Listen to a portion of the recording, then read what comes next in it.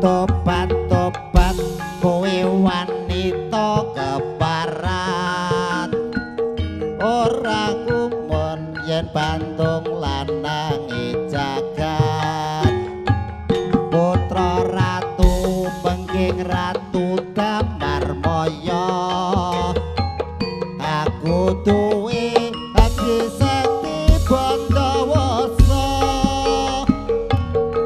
Rara jenggreng mandut tok sun mudut Jaga Bandung aku derbi bebono kami sosolen Candi sewu sawangi kudu dadi iya jograng banyuwunmu tak turuti Iji monggo taksi stand Iji monggo ya tengah serang iki terserah jenengane po napa mas gede Rata Buta niki mas jenengan si rada ngono kuwi Pak Sugeng nggih Rataman Ciputa. Batang dedet lali mengan nggoga ati kang kebabacoban Ayo cah wektune kari sithik cici awan apa wengi kebangetan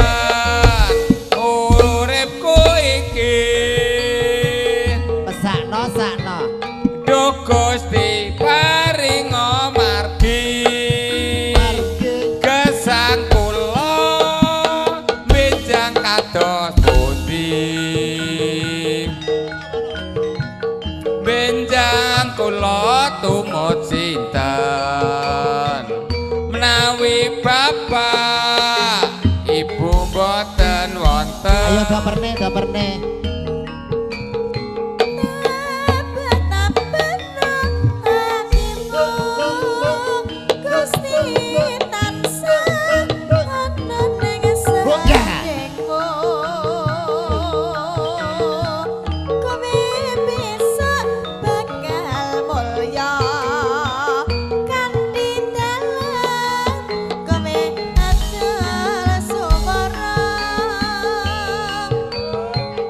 apa pancene nasibku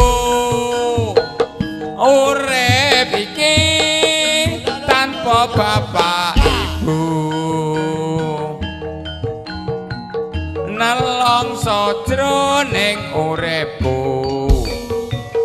yen to dadi anak yatim piatu jas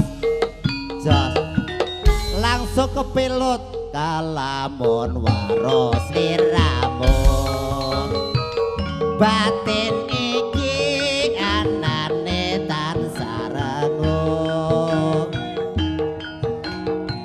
rasa tresno kakaedam sarwa mikir ati tanti sedenggan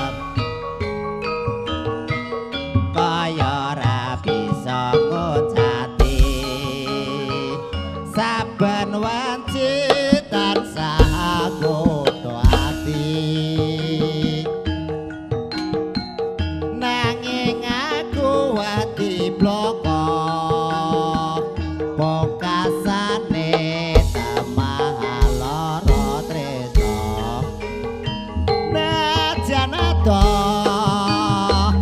yen kadulur nanging caket sajroning atiku kanku nandang lara iki wis kinodrat satrema klapai hae ulo sawah sapa ngendhog datan owah atiku wis kepelut sahiba bunga rasaku yen to bisa sasandingan siramu nggih tasih mboten co pripun pripun Mas nggih Tresna Suci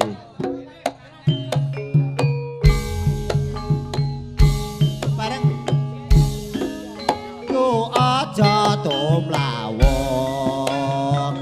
hati bingung mung tansah ambarung bebuntone dadi lewong yen tan mupus terus kadlarung-tlarung terus sarung jagung saupama woe ngaren makluk pinggir marga monggo Anjen abot nanding berintah tanah saene kanya kang selestya hae gelang alit ing deriji terong alit tuwa pinggir kali jolali janjimu wingi terus tak anti moga tresno suci jas gandos apa ya Hah?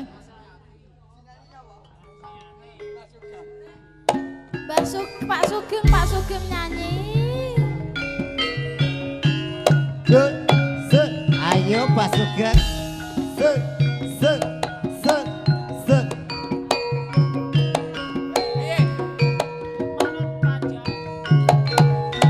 Lo masuk.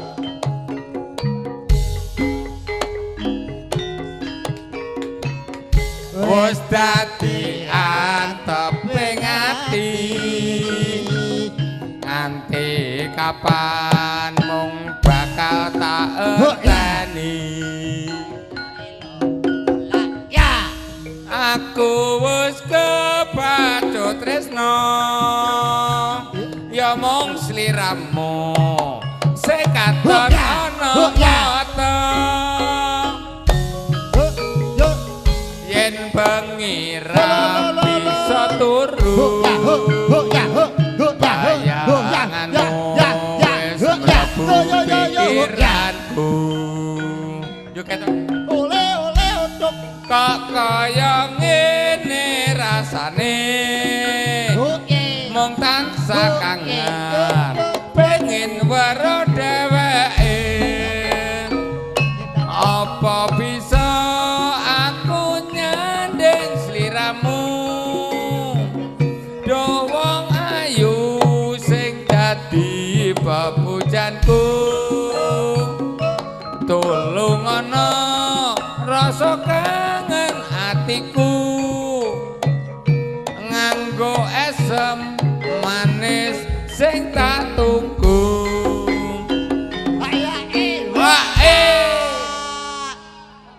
ayo tak reset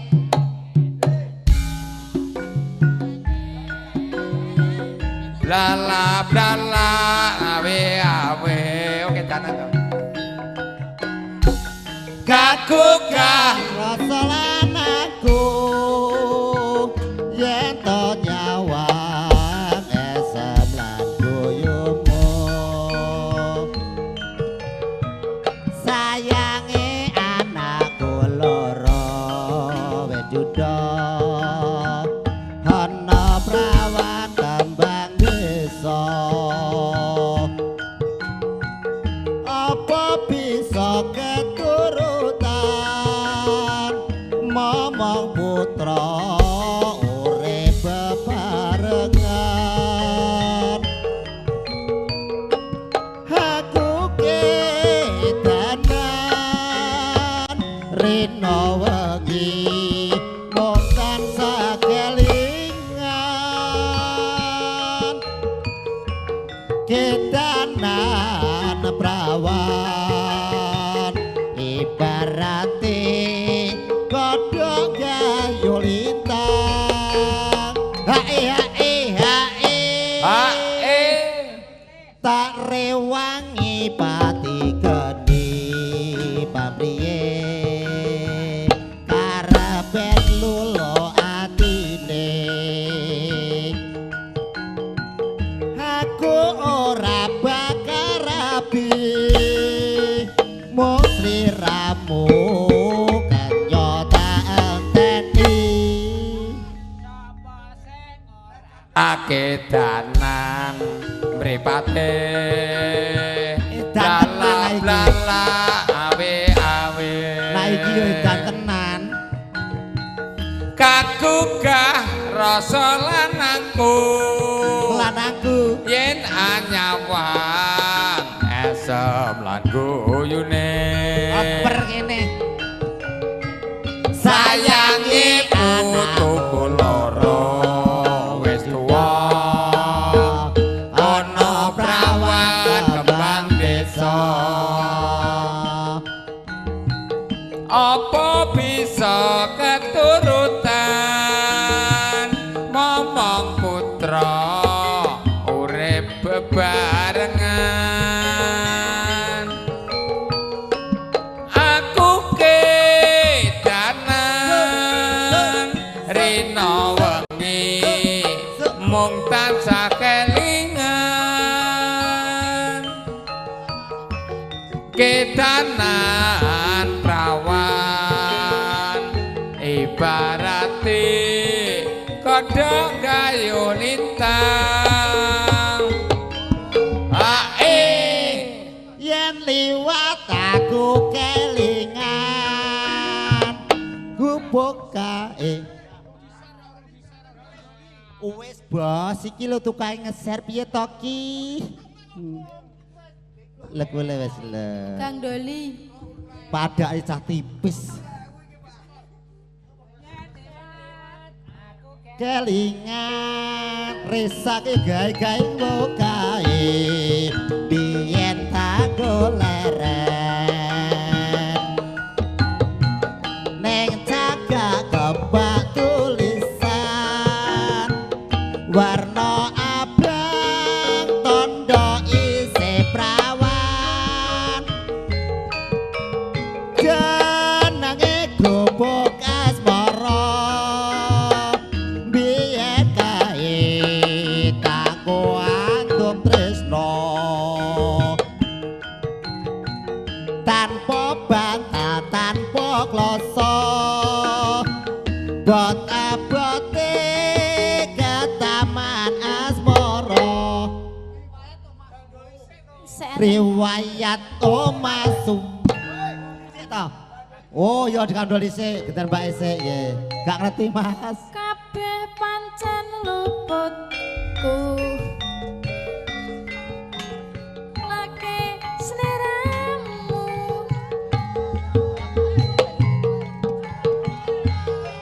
Nganti nekat tanpa aku sing salah sing nipung lho.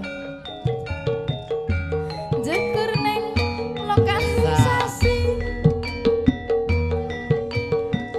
Ketonku paci-paci. Wes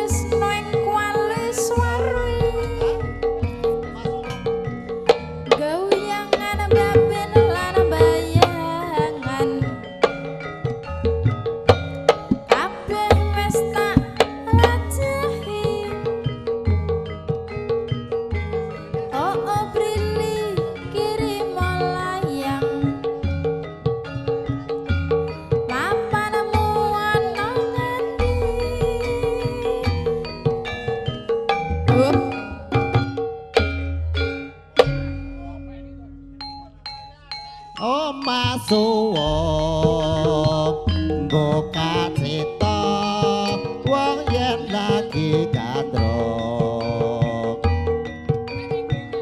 ana panggonan kang nista aku kowe padha gandeng rasa pawitan ati suci kana rasa wis nunggal sawiji oma kang kepak prasasti wirang isin padha dilakoni oma suwung tanpa lawang yen tresnaku ora bakal ilang oma suwung tanpa timan yen tresnaku ora bakal udar hae oper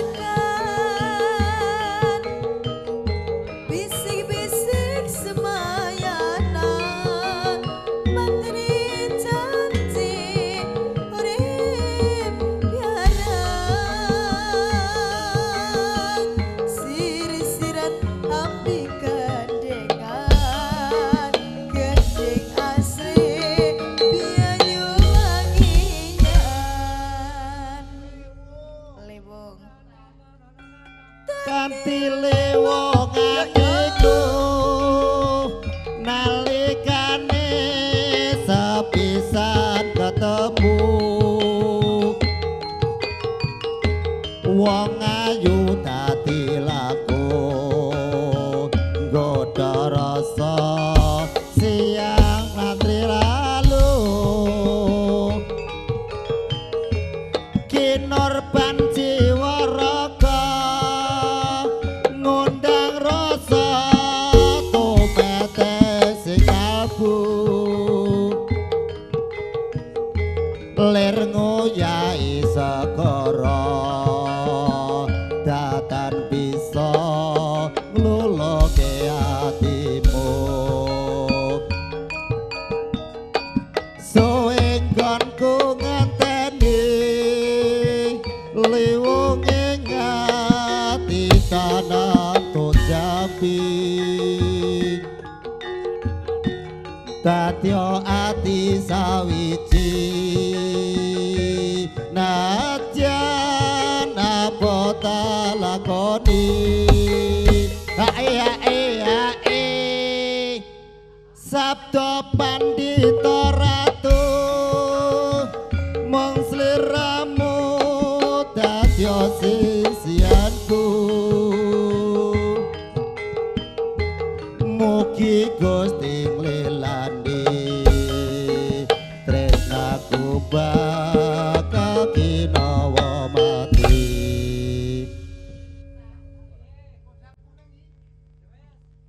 esuk awane ngomah wis ora krasan kaluyuran anggoleki wisata yang kegancangan tarinde saka katuan sarwi ngoceh dheweke Wakati bengi Neman yen lagi liya kang nyanyahan Kleyang-kleyang tak sawang menclok ning abang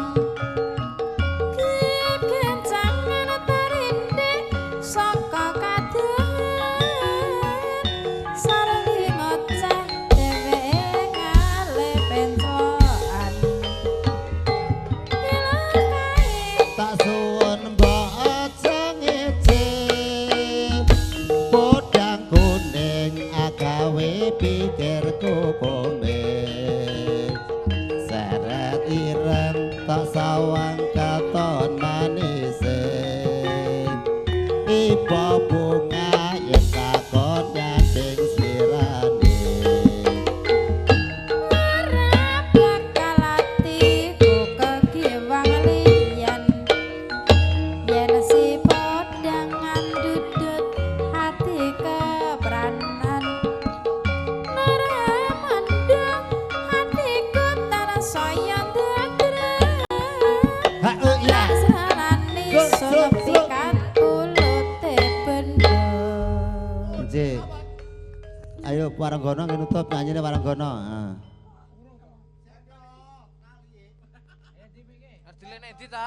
Niki Mbak Miki nggih sinutup Paranggono nggih. Nggih bonuse Paranggono. Apa?